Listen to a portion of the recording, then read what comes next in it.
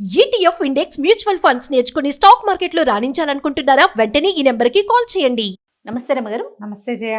రమగారు, మనము కోటి సోమవార వ్రతం అని కొంతమంది చేసుకుంటూ ఉంటారు కదా.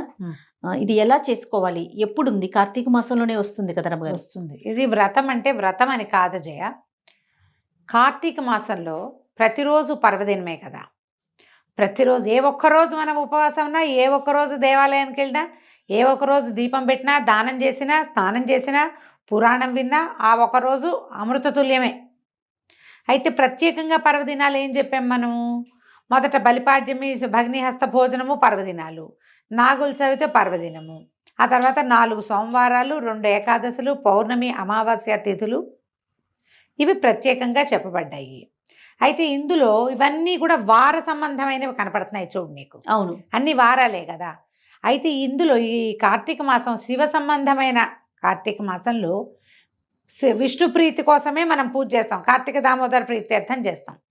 దామోదరుడి యొక్క నక్షత్రం శ్రవణ నక్షత్రం, స్వామివారి వెంకటేశ్వర స్వామివారి నక్షత్రంగా చెప్తారు. విష్ణువు యొక్క నక్షత్రము అని అంటారు, కానీ విష్ణువు యొక్క ఏ నక్షత్రంలో ఆయన జన్మించాడో మనకు తెలీదు. కానీ విష్ణు సంబంధమైన నక్షత్రము శ్రవణం. చూడు, రాముల వారు పునర్వసు నక్షత్రం, కృష్ణుడు రోహిణి నక్షత్రం, క్లియర్గా తెలుస్తుంది. ఇప్పుడు శ్రవణ నక్షత్రంలోనే వెంకటేశ్వర స్వామి వారు జన్మీదికి అవతరించారు, ప్రకటితమయ్యారు.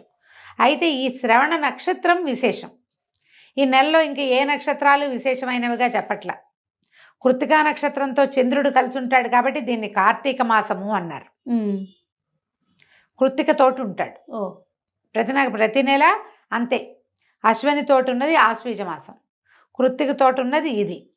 మృగశిర నక్షత్రంతో కలిసింది మార్గశిర మాసం. అట్లా అన్నమాట లెక్క.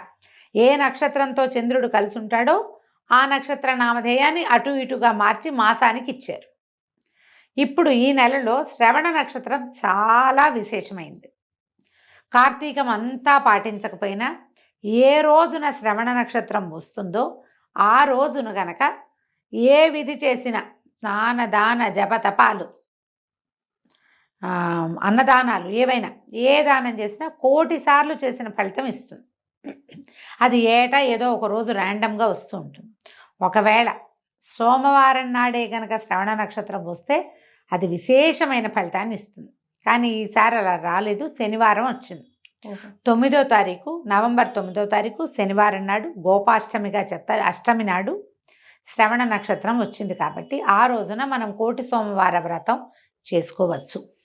సోమవారం నాడు ఏ ఏ విధులు పాటిస్తామో ఆ విధంగా తెల్లవారుజామున స్నానం, సాయంకాలం నక్షత్ర దర్శనం అయ్యాక భోజనం, ఈ మధ్యలో దేవాలయ దర్శనము, దీపదానము, వస్త్రదానము, అన్నదానము, గోదానము, సువర్ణదానం, భూదానం, మీరు ఏ దానం చేయగలిగితే పుస్తక దానంతో వస్త్రదానంతో సహా ఏది చేసినా 1,000,000 సార్లు గుణితం అవుతుంది. అది ఈ నెలంతా మేము చేయలేం, ఈ శనివారం మేము కుదుర్చుకుని చేసుకుంటాం అంటే నెలంతా చేసిన ఫలితం లభిస్తుంది. మిగిలిన ఏ రోజులకి ఓసారి చేస్తే ఒకటి చేసినట్టు. ఈ ఒక్కరోజుకి శ్రవణ నక్షత్రం ఉన్న రోజున చేస్తే మనకి 1,000,000 సోమవార వ్రతం ఫలితం లభిస్తుంది. సోమవారం నాడు ఎలా చేస్తాము అంతే. ఆ రోజున రుద్రాభిషేకం చేసుకోవటము, ఏకాదశి రుద్రం అవకాశం ఉంటే అది, ఏకరుద్రమే అవకాశం ఉంటే అది, పార్థివ లింగానికి మట్టితోటి లింగం చేసి దానికి సాంగంగా అభిషేకం చేసుకుంటామంటే అది. లింగాలు చేసుకుని మీ ఇంట్లో పెట్టుకుంటే ఫలితం కాదు, లింగానికి అభిషేకం చేయాలి. ఎందుకంటే అభిషేక ప్రియ శివ, అలంకార ప్రియో విష్ణు, శాస్త్రం ఇది. మొదట చెప్పబడిన వాక్యాలు. నువ్వు లింగం ఇంట్లో ఉంచుకోవటం వల్ల నీకు ప్రయోజనము అన్న మాట సర్వాబద్ధం, అది కాదు. మట్టితో శివలింగం చేయించి ఆ పార్థివ లింగం అంటే పృథివీ సంబంధమైనది, అదేదో పెద్ద విశేషమైన సమాసం కాదు, మట్టితో చేయబడింది. మృణ్మయ లింగం అంటారు, మృత్తికాలింగం అనొచ్చు, పార్థివ లింగం అన్నా కూడా మట్టితో చేయబడింది. ఈ పార్థివ లింగానికి అభిషేకం చేసుకోవాలి. అభిషేకం చేయించుకుని చేస్తే విశేషమైన ఫలితం లభిస్తుంది. ఈ రోజున మీరు ఏదైనా నదీ స్నానం చేయదలుచుకుంటే నెలలో ఈ ప్రత్యేకమైన రోజున నదీ స్నానం చేస్తే 1,000,000 నదులలో స్నానం చేసిన ఫలితం. ఈ 1,000,000 జన్మల నుంచి మీరు చేయని కార్తీక స్నానం ఈ ఒక్క దాంతో ఫలిస్తుంది. 1,000,000 సార్లు మీరు చేయవలసింది మానేసిన దానం ఈ ఒక్కరోజు ఫలిస్తుంది. అందుకని విశేషంగా ఈ 1,000,000 సోమవార వ్రతం సంగతి చెప్తారు. ఇది శనివారం నాడు వచ్చింది. శనివారం నీకు సోమవారంగా ఎలా లెక్క పెడతాము ఇలాంటి ప్రశ్నలు ఏమీ వేయకు. మనకు నక్షత్రం ప్రధానం. ఇక్కడ నక్షత్ర ప్రధానంగానే ఈ రోజు చెప్పబడింది. ఎవరెవరు ఏమేం చేస్తే అదేమా మేమేమీ చేయలేమండి, కానీ ఈరోజు కార్తీక సోమవారం 1,000,000 సోమవార వ్రతం అని తెలుసుకున్నాం. దండం పెట్టుకోండి, ఒక్క పంచాక్షరి మంత్రం చెప్పుకోండి, నమశివాయ అంటమే. ఏదైనా దేవాలయానికి వెళ్ళిరండి, పురాణం వినండి. మనకి ఎట్లాగా 3 పూట్ల మనకున్న 8-10 ఛానల్స్లోనూ వస్తుంది కార్తీక పురాణం. ఎప్పుడు అవకాశం ఉంటే అప్పుడు కార్తీక పురాణం వినండి. ఇందులో చిన్నపిల్లలు పెద్దవాళ్ళు ఆ తేడా ఏం లేదమ్మా, అందరూ వినొచ్చు. సర్వావస్థల్లోనూ పురాణం వినడానికి తప్పులేదు. చదవడం తప్పు, స్నానం పానం చేయకుండా చదవకూడదు. పఠనం పూర్తిగా తప్పు చేయకూడదు. శ్రవణం చేయొచ్చు. ఏ అవస్థల్లో ఉన్నా సరే, మీరు ఆడవాళ్ళకు వచ్చే అవస్థలు కావచ్చు, ఏదైనా కావచ్చు, శ్రవణం చేయవచ్చు. శ్రవణం వల్ల రావాల్సిన ఫలితం తప్పకుండా మీకు లభిస్తుంది. దానికి కారణమైనందుకు సుమన్ టీవీని పరిపరి విధాలుగా ఆశీర్వదించండి. ఎల్లకాలం మీకు ఇలాగే మేము పురాణం చెప్పాలని ఇంత అవకాశం ఇచ్చాం కదా, మరి 4 పూట్ల వినిపిస్తాం కదా. కాబట్టి చక్కగా వినండి. ఈ 1,000,000 సోమవార వ్రతాన్ని సుసంపన్నం చేసుకోండి. ఏడాదికి ఒక్కసారి 1 నెల కార్తీకం.